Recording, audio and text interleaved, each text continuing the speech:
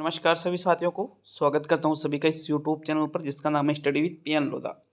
साथियों, राजस्थान का इतिहास और कला संस्कृति की जो क्लासेज चल रही थी उसमें आज हम क्लास नंबर 7 पढ़ने वाले हैं।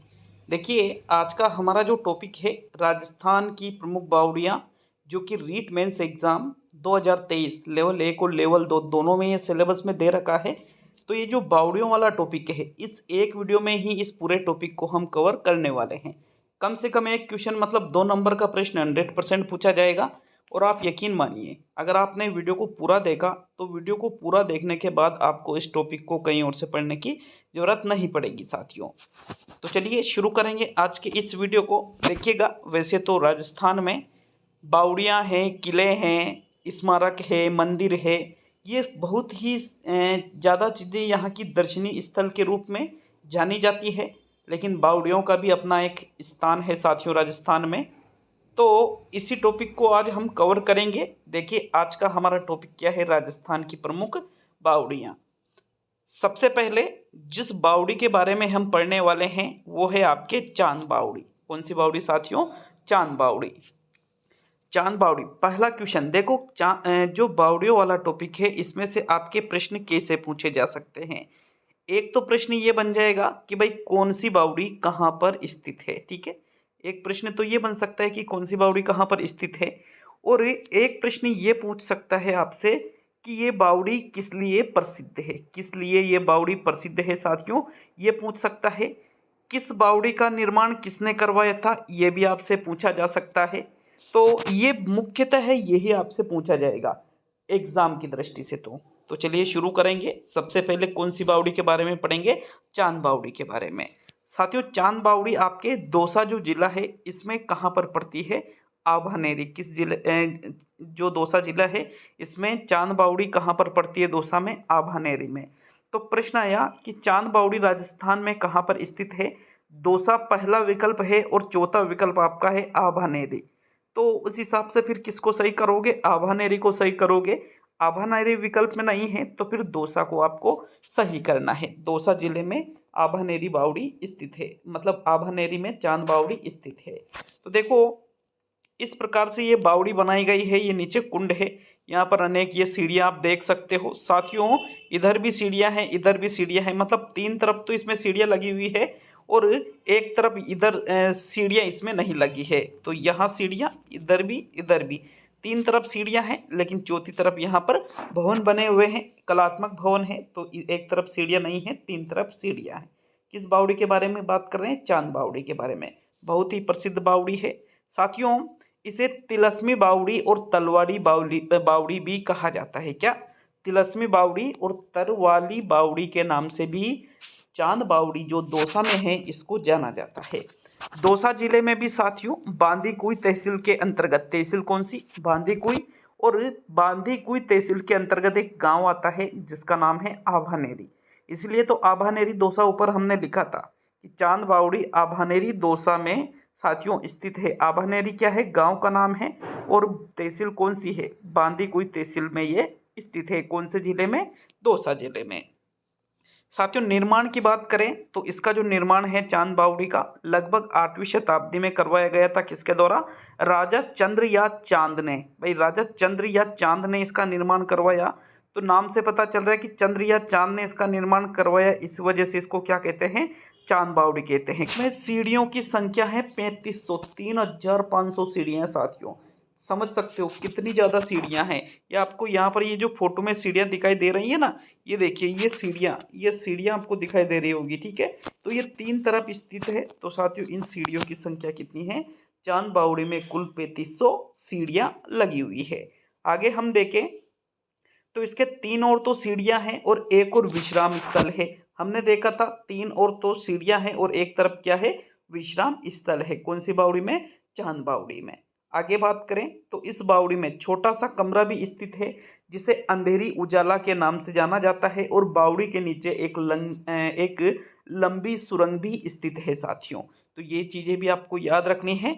एक और चीज, जैसे चांद बावड़ी हमने पढ़ा कि भाई चांद बावड़ी जो है आपके राजस्थान के किस जिले में है? दौसा जिले में। दौसा जिले में भी किस गांव में है? आभानेरी नामक एक गांव है जहां पर चांद बावड़ी स्थित है। लेकिन एक चांद बावड़ी और है साथियों जो जोधपुर में भी स्थित है।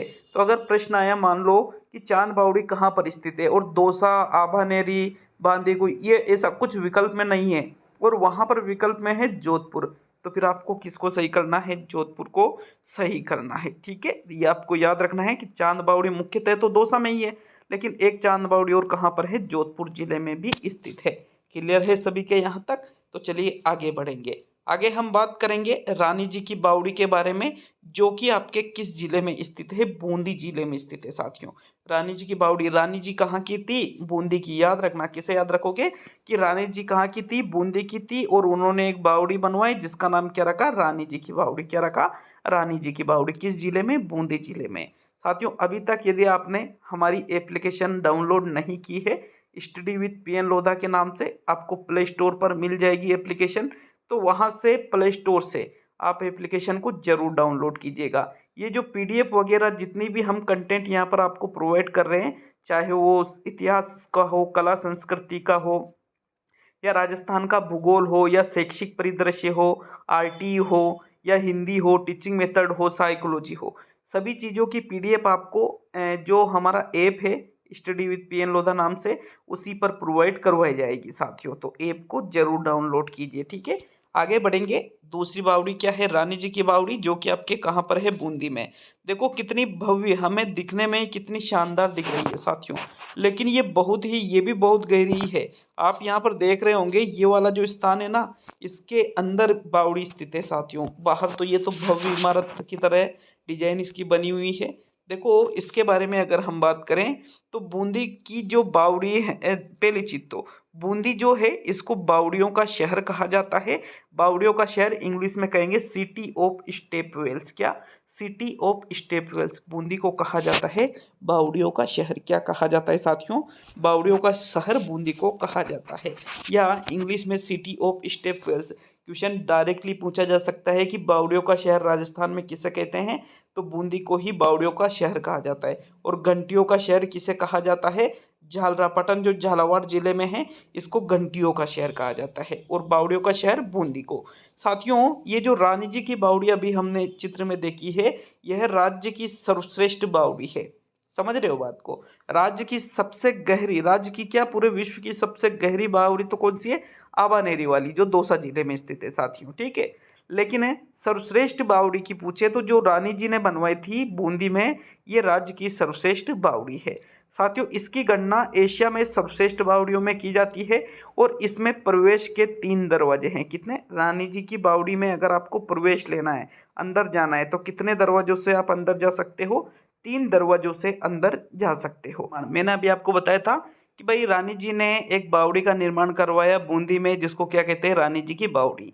वो तो मैंने याद करवाने के लिए आपसे बोला था। इसका निर्माण तो किसने करवाया था? राजा अनिरुद्ध की रानी राजमाता, जिसका नाम था नाथावती। क्या नाम था? नाथावती के द्वारा 1699 ईस्वी में अपने पुत्र बुद्ध के शासन काल में। भाई पत्नी तो किसकी थी? अनिरुद्ध की। जो साथियों अब इसका पुत्र शासन कर रहा था जिसका नाम है बुद्ध, तो ये राजमाता हुई। तो इन्होंने 1699 ईस्वी में इस बावड़ी का निर्माण करवाया, और इसको क्या कहा गया? रानी जी की बावड़ी कहा गया साथियों। बावड़ी के अंदर जाने के लिए 100 से अधिक सीढ़ियां भी बनी हुई हैं। दरवाजे कितने हैं बावड़ी के अंदर जाने के लिए? 3 दरवाजे हैं। और सीढ़ियों की संख्या कितनी है? 100 से भी ज़्यादा अधिक सीढ़ियां इसमें बनी हुई है। जबकि हमने जो दौसा जिले की जो बावड़ी है आभानेरी गांव में, साथियों उस बावड़ी में सीढ़ियों की संख्या कितनी देखी? 3500। 3500 सीढ़ियां उसमें है, और यहाँ पर 100 से अधिक सीढ़ियां हैं अंदर जाने के लिए। साथियों इस बावड़ी का निर्माण, रानी जी की बावड़ी का निर्माण, स्थापत्य कला, जो इसका निर्माण है, इसकी स्थापत्य कला है, ये मुगल और राजपूत कला का मिश्रण है। मतलब मुगल कला का भी इसके निर्माण में प्रयोग किया गया है, और राजपूत कला का भी इसके निर्माण में प्रयोग किया गया है। किस बावड़ी की बात की जा रही है? रानी जी की बावड़ी की बात की जा रही है। इस बावड़ी को, किसको? रानी जी की बावड़ी को पुरातत्व सर्वेक्षण विभाग द्वारा संरक्षित इमारत का भी दर्जा दिया गया है साथियों। तो पूछा जा सकता है प्रश्न कि इनमें से कौन सी बावड़ी को भारतीय पुरातत्व सर्वेक्षण विभाग के द्वारा संरक्षित इमारत का दर्जा दिया गया है? तो आपका आंसर क्या होगा? रानी जी की जो बावड़ी है, रानी जी की जो बावड़ी है इसको ही भारतीय पुरातत्व सर्वेक्षण विभाग द्वारा संरक्षित इमारत का दर्जा दिया गया है। तो ये कंप्लीट होती है आपके कौन सी बावड़ी साथियों, दूसरे नंबर की जो है, जो कि कौन सी है, रानी जी की बावड़ी है। ठीक है, क्लियर है, कहाँ पर है, बूंदी जिले में ये स्थित है। ठीक, क्लियर है सभी के यहाँ पर। चलिए आगे बढ़ते हैं।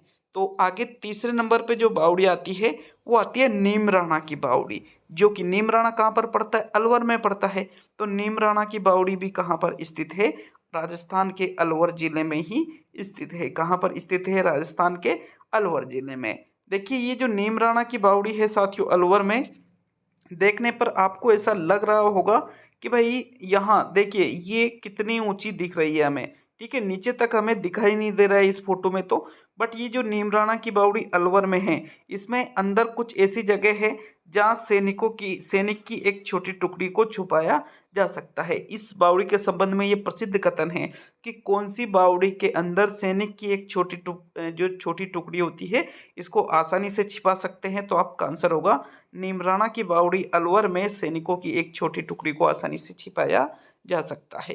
इसके बारे में बात करें तो सबसे पहला जो प्रश्न बनता है कि भाई नीमराणा की बावड़ी आपके कहाँ पर स्थित है, तो अलवर जिले में स्थित है। कहाँ पर स्थित है साथियों नीमराणा की बावड़ी, अलवर जिले में।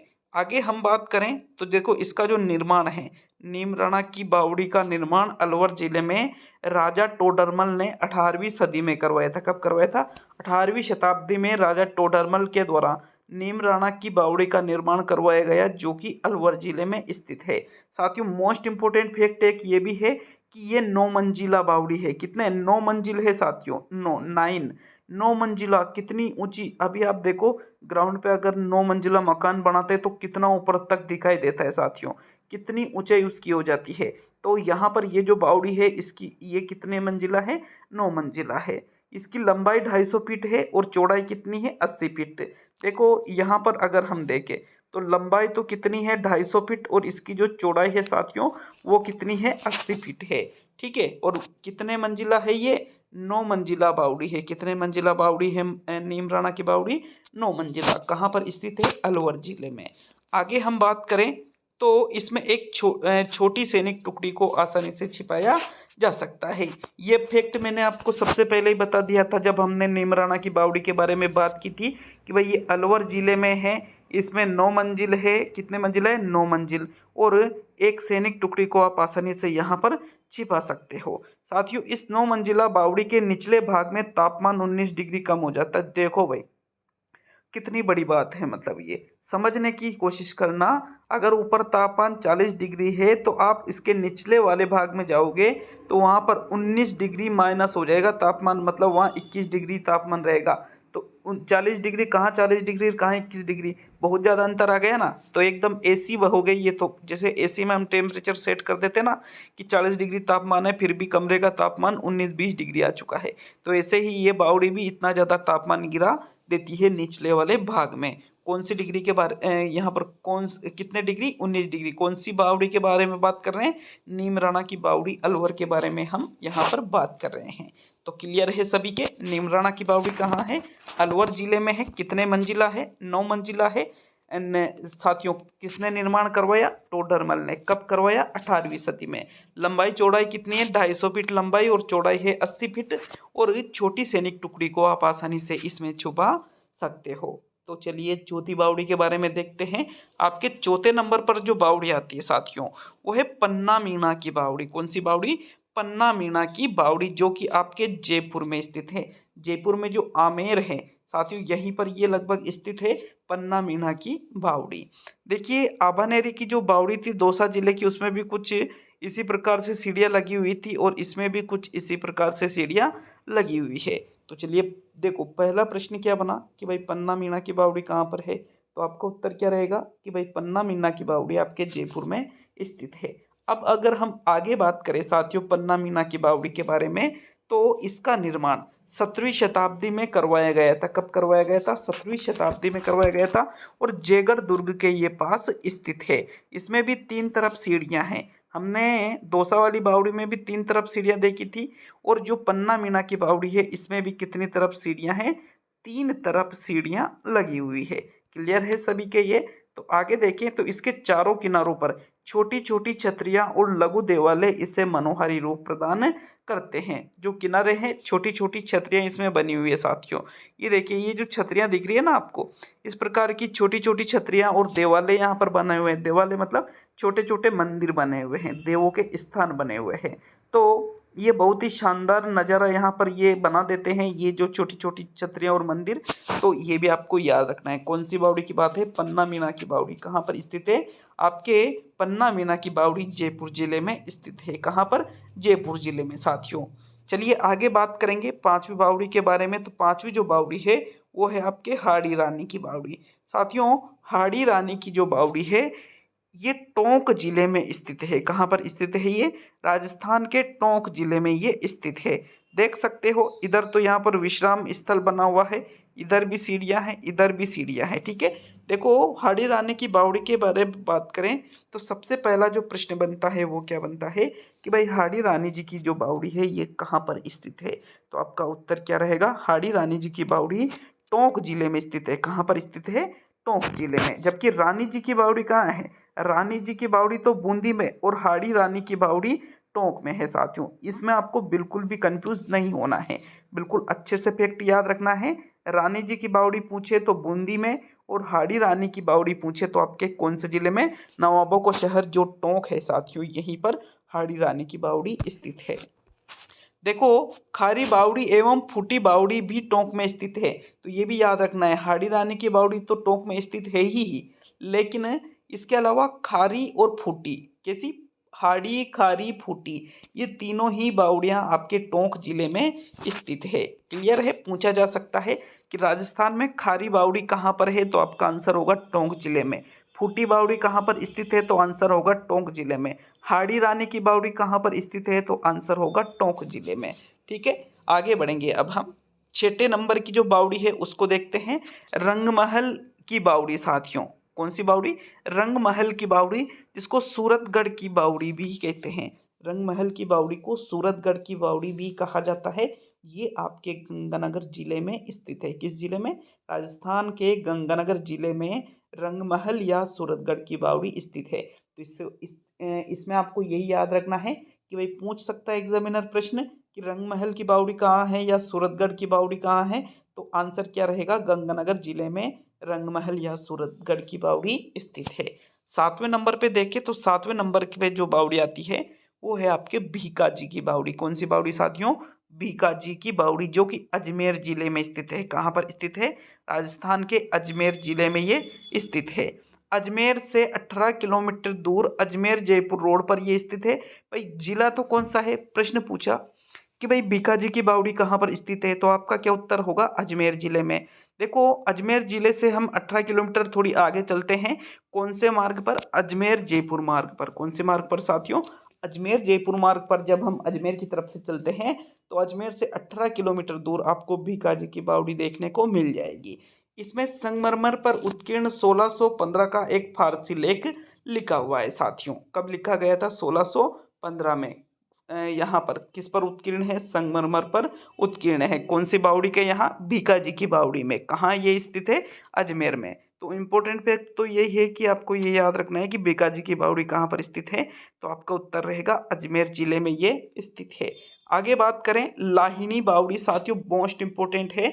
यह राजस्थान की सबसे प्राचीन बावड़ी है जो कि बसंतगढ़ सिरोही में स्थित है। पूछा जा सकता है कि राजस्थान की सबसे प्राचीन बावड़ी कौन सी है? तो आपका उत्तर रहेगा लाहिनी बावड़ी साथियों। राजस्थान की सबसे प्राचीन बावड़ी स्थित है। देखो, इसको सपनों में बनी बावड़ी भी कहते हैं। किसको? लाहिनी बावड़ी को सपनों में बनी बावड़ी भी कहा जाता है। और यह राजस्थान की सबसे प्राचीन बावड़ी है।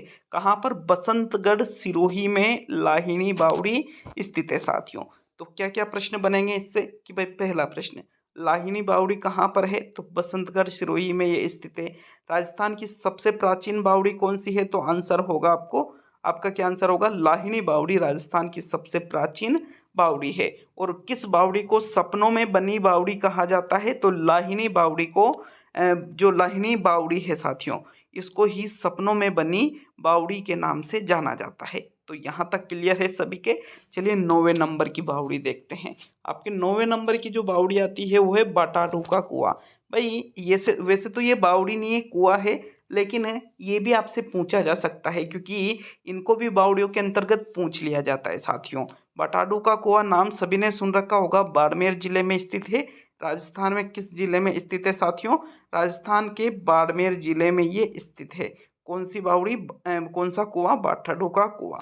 साथियों इसके बारे में इम्पोर्टेंट फैक्ट ये है कि रेगिस्तान का जल महल इसको कहा जाता है। क्या कहा जाता है? रेगिस्तान का जल महल किसे कहते हैं? तो बाटाडू का जो कुआं है इसको ही रेगिस्तान का जल महल कहा जाता है। कहाँ पर स्थित है बाटाडू का कुआं? तो बाड़मेर जिले में बाटाडू का कुआं स्थित है साथियों, जिसका निर्माण गुलाब सिंह के द्वारा किया गया था। किसके द्वारा करवाया गया? बाटाडू के कुएं का निर्माण किसके द्वारा करवाया गया? पूछा जा सकता है आपसे प्रश्न।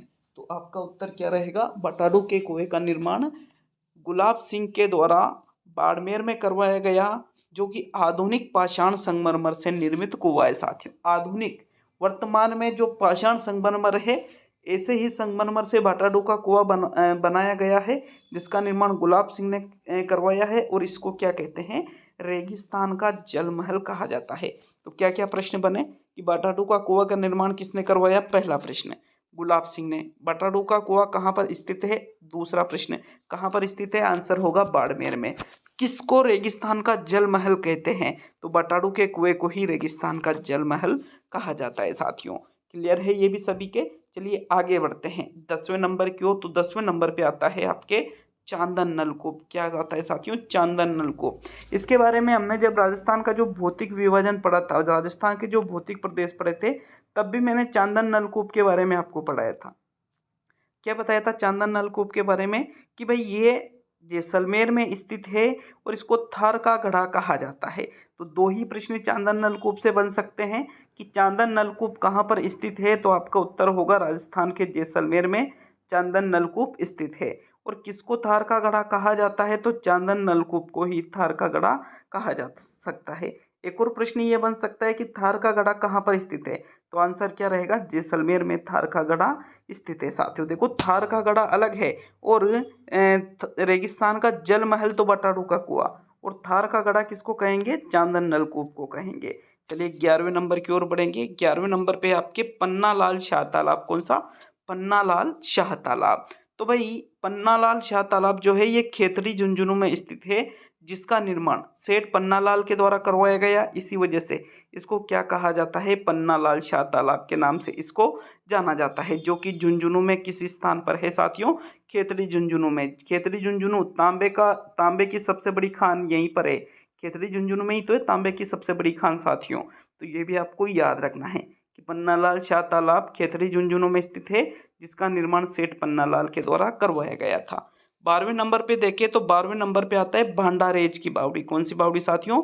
भांडारेज की बावड़ी, जो कि आपके दौसा जिले में स्थित है। 3 मंजिला बावड़ी है ये, और इसको बड़ी बावड़ी भी कहते हैं। तो देखिएगा भांडारेज की जो बावड़ी है, पूछा जा सकता है, इंपॉर्टेंट क्वेश्चन बन सकता है कि भांडारेज की बावड़ी कहाँ पर स्थित है? तो आंसर क्या रहेगा? दौसा में। जरूरी नहीं है कि भाई वन लाइनर में क्वेश्चन पूछे आपसे, ऐसा भी हो सकता है कि इनमें से कौन सा कथन सत्य नहीं है। तो साथियों जैसे अभी मैंने एप्लीकेशन पर टेस्ट डाला था, राजस्थान की जो प्राचीन सभ्यताएं, इनको हमने यूट्यूब पर पढ़ लिया है, और इसका टेस्ट मैंने कहाँ डाला था? ऐप पर डाला था। तो वहाँ पर मैंने 20 प्रश्नों का ये टेस्ट डाला था साथियों, और इसको इतने शानदार तरीके से टेस्ट बनाया गया है, एक एक प्रश्न में 4-4 प्रश्नों को समाहित मैंने कर दिया है साथियों। तो आपसे ये पूछा जा सकता है कि इनमें से कौन सा सुमेलित नहीं है, और दे दिया कि भांडारेज की बावड़ी जयपुर, तो फिर वो आपके 3 तो सही दे दिए, 1 गलत दे दी। ऐसा भी आपसे पूछा जा सकता है। तो आपको एक एक की याद रखना है कि भांडारेज की बावड़ी कहाँ है? दौसा में। कितने मंजिला है? 3 मंजिला। और किस नाम से भी इसको जाना जाता है? बड़ी बावड़ी के नाम से भी भांडारेज की बावड़ी को जाना जाता है। पूछा जा सकता है ये भी कि बड़ी बावड़ी किसे कहते हैं? तो भांडारेज की बावड़ी जो दौसा में है, इसी को बड़ी बावड़ी के नाम से जाना जाता है साथियों। 13वें नंबर की ओर बढ़ेंगे तो 13वें नंबर पे है आपके दूध बावड़ी। कौन सी बावड़ी साथियों? दूध बावड़ी। दूध बावड़ी जो आपके माउंट आबू में स्थित है। किस जिले में? माउंट आबू कहाँ पर पड़ता है? सिरोही में पड़ता है। भाई माउंट आबू आपके कहाँ पर पड़ता है? सिरोही में। तो ये दूध बावड़ी माउंट आबू में स्थित है साथियों। राजस्थान का सबसे ऊंचा स्थान है माउंट आबू। और यहीं पर ये जो एक झील है, नक्की झील, मीठे पानी की झील है, ये भी यहीं पर स्थित है माउंट आबू में। तो तो साथियों इसको दूध बावड़ी क्यों कहते हैं? क्योंकि इसमें जो पानी निकलता है उसका रंग कैसा होता है? दूध की तरह। कैसा होता है? दूध की तरह होता है। इसी वजह से इसको क्या कहा जाता है? दूध बावड़ी कहा जाता है। तो प्रश्न पूछ सकते हैं कि भाई दूध बावड़ी कहाँ पर स्थित है? ऑप्शन में माउंट आबू भी है और सिरोही भी है। तो किसको सही करोगे? माउंट आबू को सही करोगे। क्यों कहा जाता है इसको दूध बावड़ी? क्योंकि इसका जो पानी है वो कैसे निकलता है? दूध की तरह इसका रंग होता है इस बावड़ी के पानी का। 14वें नंबर पे बावड़ी देखेंगे, लेकिन अब 14वें नंबर पर नहीं। उसके बाद हमारा जो नेक्स्ट जो बिंदु आता है राजस्थान की अन्य प्रमुख बावड़ियाँ। वैसे ऊपर जो हमने 13 बावड़ियाँ पढ़ी है वो भी बहुत ही ज़्यादा इम्पोर्टेंट है, लेकिन अब जो कुछ और इम्पोर्टेंट बावड़ियाँ जो बची हुई है आपके, वो भी पढ़ लेते हैं। तो वहाँ से भी आपके प्रश्न बन सकता है। देखो, पहला जो है, हम बूंदी जिले में, हमने ऊपर क्या देखा था कि बूंदी जिले को बावड़ियों का शहर कहते हैं। क्या कहते हैं? बावड़ियों का शहर कहते हैं। तो भाई बावड़ियों का शहर कहेंगे तो मतलब बावड़ियाँ बहुत ज़्यादा मात्रा में वहाँ पर पाई जाती है। तो बूंदी जिले की जो प्रमुख प्रमुख बावड़ियाँ हैं उनको देख लेते हैं साथियों। जैसे गुल्ला की बावड़ी, पहला कौन सा है? गुल्ला की बावड़ी, अनारकली की बावड़ी, चंपा बाग की बावड़ी, पठान की बावड़ी, कालाजी की बावड़ी, नारूजी की बावड़ी, भित्तियों की बावड़ी, मेघनाथ की बावड़ी, तुला बावड़ी। ये सारी की सारी बावड़ियाँ आपके कौन से जिले में स्थित है? बूंदी जिले में स्थित है साथियों। हालांकि और भी यहाँ पर बावड़ियाँ स्थित है, लेकिन हमने जो बूंदी जिले की प्रमुख प्रमुख जो बावड़ियाँ थी उनको देखा है। कौन कौन से? गुल्ला की बावड़ी है पहली। दूसरी हम देख रहे हैं अनारकली की। कौन सी कली? अनारकली की बावड़ी। तीसरा है चंपा बाग। कौन सा बाग साथियों? चंपा बाग की बावड़ी। चौथी है पठान की बावड़ी। पांचवी कालाजी। कौन से जी? कालाजी की बावड़ी। नारू जी की बावड़ी, भिस्तियों की बावड़ी, मेघनाथ की बावड़ी और तुला बावड़ी।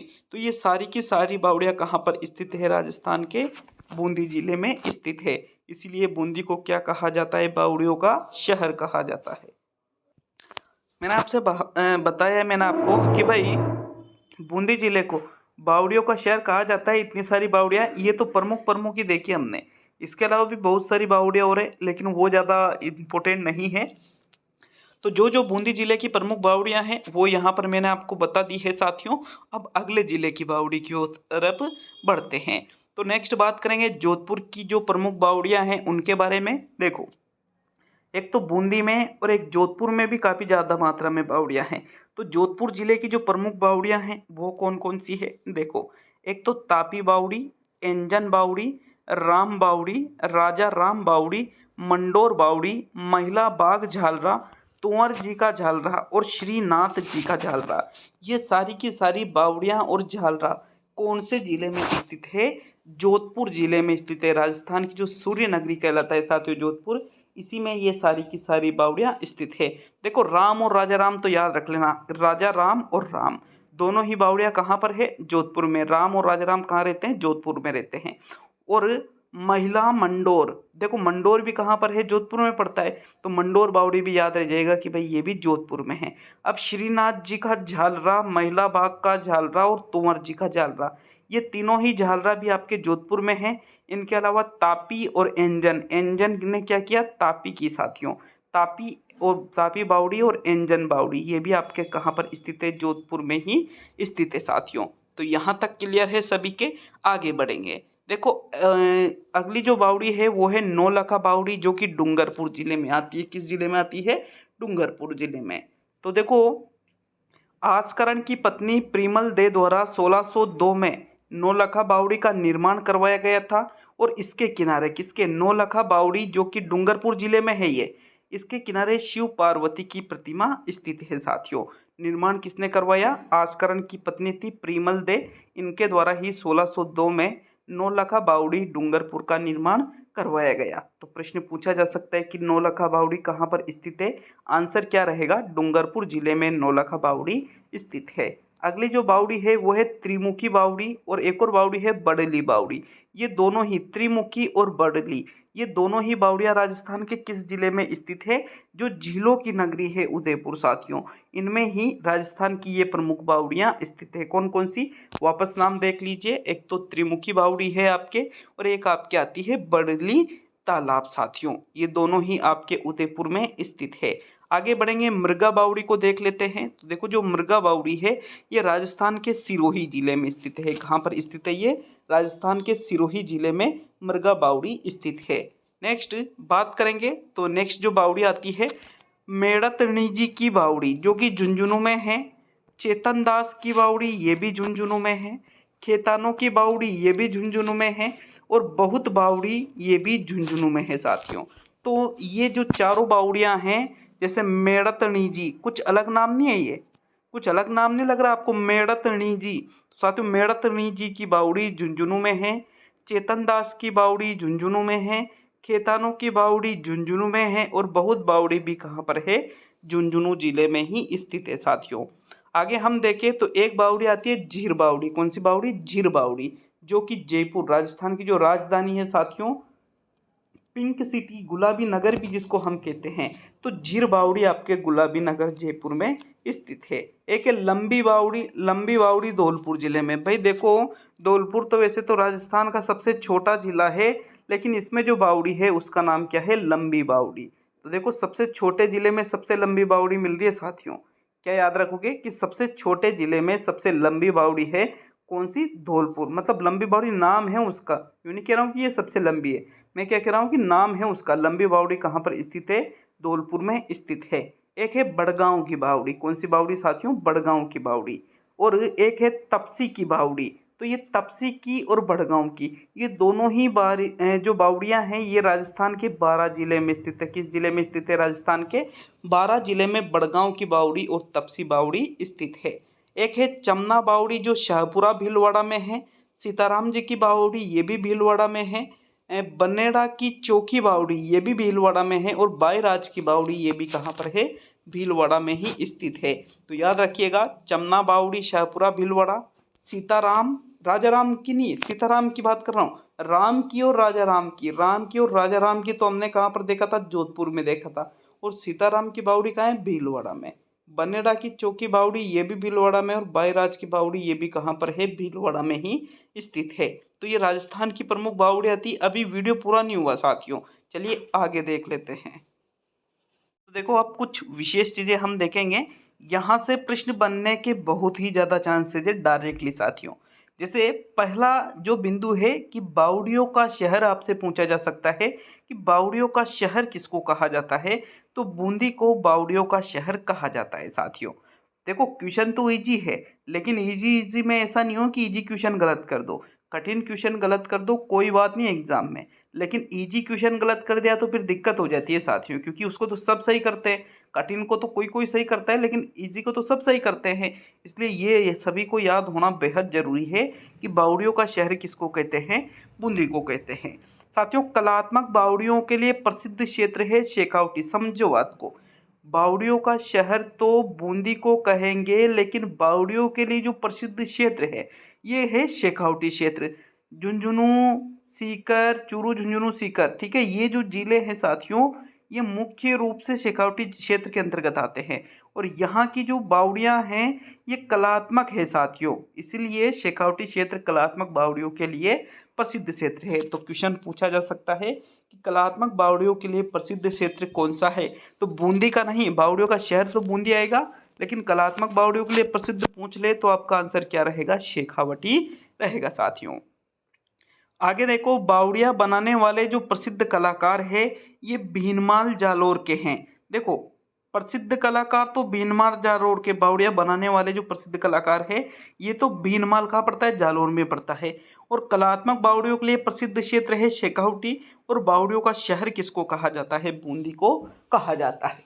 तो यहाँ तक सभी के क्लियर है, गलत नहीं होना चाहिए आपका प्रश्न।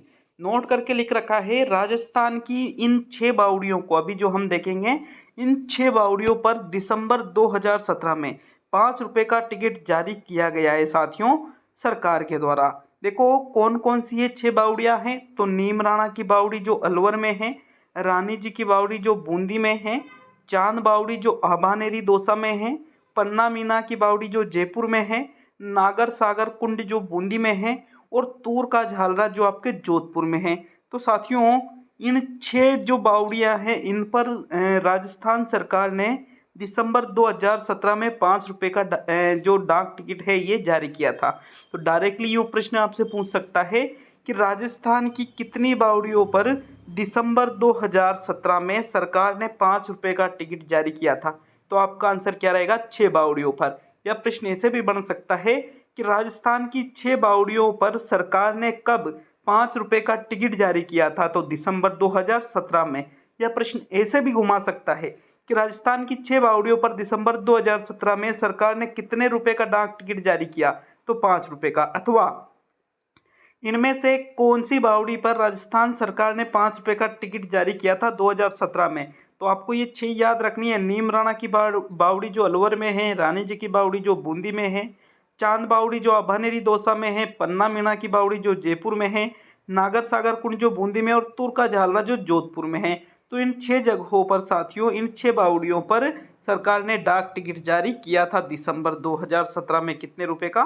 5 रुपये का। तो ये बावड़ियों का टॉपिक आपके बिल्कुल कंप्लीट हो जाता है। अच्छा लगे वीडियो तो लाइक शेयर करिएगा, चैनल पर नए हो तो सब्सक्राइब करिएगा साथियों, और एप्लीकेशन अभी तक डाउनलोड नहीं की है तो एप्लीकेशन को जरूर डाउनलोड कीजिएगा। मिलते हैं अब अगले वीडियो में। बहुत बहुत धन्यवाद आप सभी का वीडियो को पूरा देखने के लिए।